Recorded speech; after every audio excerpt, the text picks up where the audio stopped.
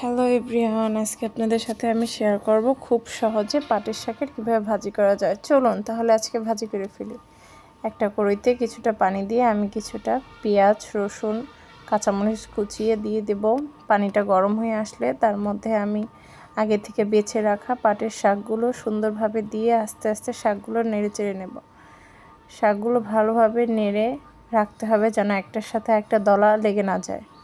সুন্দর করে আমি শাকটা খুন্তির সাহায্যে দেখুন কিভাবে করছি।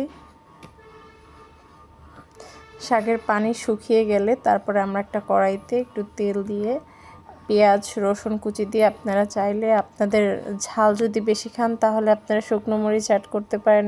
এই ক্ষেত্রে শুকনো মরিচ অ্যাড করে পেঁয়াজটা ভালো করে ভেজে পেঁয়াজটা যখন বেরেস্তা হয়ে যাবে তখন এর মধ্যে আগে থেকে সেদ্ধ করে রাখা পাটের শাকগুলো আমরা দিয়ে ভালোভাবে মিশিয়ে নেব। ভালোভাবে মিশিয়ে নিলেই বাস রেডি আমাদের পাটের শাকের ভাজি।